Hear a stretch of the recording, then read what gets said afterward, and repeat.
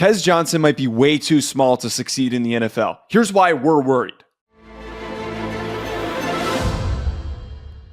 We're incredibly concerned about Tez Johnson's size. How does it affect his draft stock after coming into the NFL Combine at 151?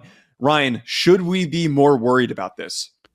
We should be very, very worried about this, Joe. I was literally looking at Mock Draftable this morning, and since the year 1999, there have only been 3 wide receivers drafted that are less than 160 pounds. That is J.J. Nelson out of UAB in the 2015 class, Tutu Atwell, 2021 class, he was only 155 pounds, and then Aaron Lockett in the 2002 class out of Kansas State was the only other wide receiver below 160 pounds.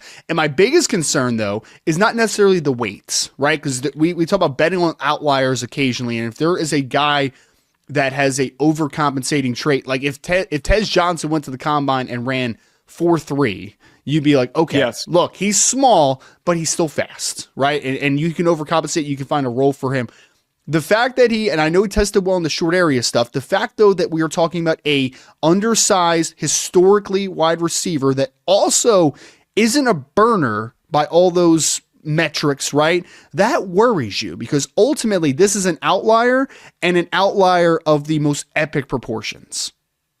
Right. Yeah, I think that's the biggest part about this. People always, I don't think, truly understand the purpose of having the testing and what we're supposed to do with it. When you have concerns about a guy's size, if he runs well or he has really prolific numbers in particular categories, it can maybe help us restructure our projection and our thoughts on him. Long speed for a receiver is very, very important. He was very shifty, and we knew coming into this that he was going to be very shifty. He better have tested well in the short area testing numbers like he did, running a 6.65 in the 3-cone, a 4.15 in the 20-yard shuttle. Some of the best times amongst receivers at the 2025 NFL Combine.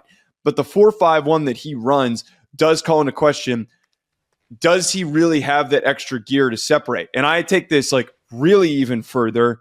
Yep. Even though he has on film a lot of instances where he's blowing past dudes, like that's on there. For him to last in the NFL, he can't be 154 pounds.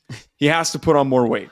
Tank Dell, who we're going to get to at the very end of this, is a good example of how when you're that light, your body quite literally cannot sustain NFL hits, NFL contact without getting broken down and suffering a lot of injuries. So Tez Johnson has to put on weight, and putting on weight makes him even slower than 4.51. So that's where like we need to bring all this up and talk about, because something has to change here. He either has to play at a very low weight and risk injury, or he has to add more weight and risk getting slower. Well, and let's forget the injury part for a second, because I want to come at it this way of the size and the profile he brings. By his testing numbers, we can at least come to a conclusion potentially that this is a quicker player than he is straight line fast, which is fine. We've seen guys be quicker than fast. But the problem is that when we're talking about quick separators, right, guys that run and break off routes and are really clean, short to intermediate separators, that's perfect, except when you're 154 pounds. Because what's happening, Joe, you're playing within traffic. Like you're a middle of the field separator. You're probably going to play mostly in the slots. And in that situation, you're playing against linebackers. You're playing against safeties. Blasting you. Yes, and you're playing in tighter windows, ultimately, right? And that work, for me, is really troubling. I don't want to see slot receivers that are 154 pounds. I want to see a guy that has a little bit more meat on the bone, that can sustain contact, that can work through contact. The fact that he isn't that type of physical athlete does worry me about the projection for him to be that short intermediate separator from the slot.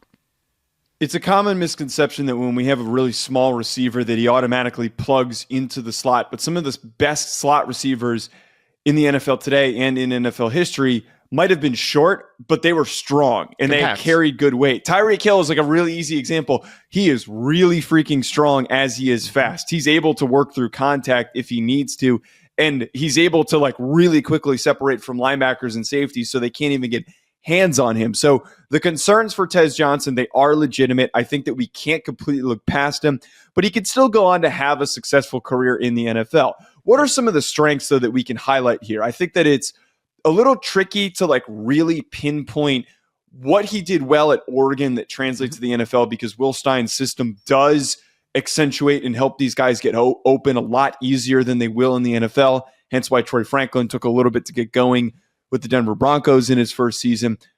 We discussed it, though.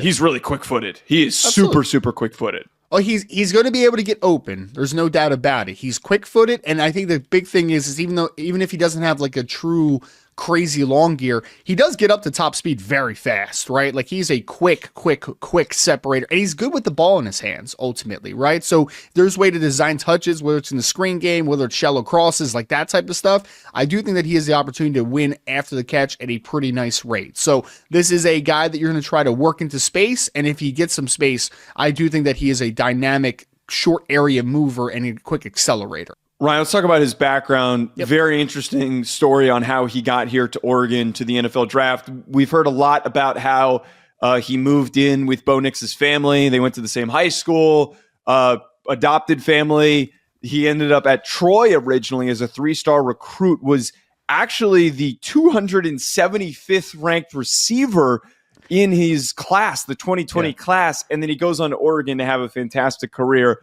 to finish things off as one of the best receivers in the country in 2024. Well, and Joe, do you know why he was ranked so low as a recruit? Because out of high school, out of Pinson Valley in Alabama, he was 138 pounds, Joe. 138 pounds. Obviously, he ends up at Troy. He did some really good stuff, especially his last 2 years at Troy. And then he goes on to Oregon, and he's a dynamic player the last 2 years. Just in the last 2 years, 2,080 yards receiving and 20 touchdowns at Oregon. Funny enough, that's more receptions, receiving yards, and touchdowns in his 2 years at Oregon than he had in 3 years at Troy. So he was a good player at Troy. He was an even better player at Oregon, which gives you some thought of like, hey, maybe he can continue to grow and potentially put on good weight and continue to kind of prove doubters wrong ultimately. We are talking about a 138-pound G5 wide receiver who turned into one of the best and most productive wide receivers on the power forward level the last 2 years. And it all started with a under-recruited background that has now led him to potential draft pick in the NFL. Yeah, definitely a story that you can root for. I know it sounds like we're being super critical of Tez Johnson, but he is an outlier who has found success, which makes it fun to at least hope for his success, that things do work out. I hope he does end up sticking maybe at least as a kick returner for a team. Another guy that was an outlier that found success that's going to get direct comparisons, and that is our pro comp, is Tank Dell with the Houston Texans. Now, he has been inconsistently available, but he has had spurts of tremendous, just explosive highlight reel plays that make you excited for what he could be. I actually forgot that his 40 time actually wasn't super exciting for his weight. He's not that far off from Tez Johnson, running a 4.49 during his combine and had a 10-foot 1-inch broad.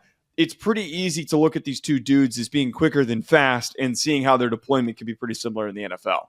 And here's the thing at the end of the day is that Tank Dell has been a good football player when healthy for the Houston Texans, but the physicality of the NFL level has been something that is going to be tough for a guy his size to continuously withstand. And that's the ultimate concern with Tez Johnson.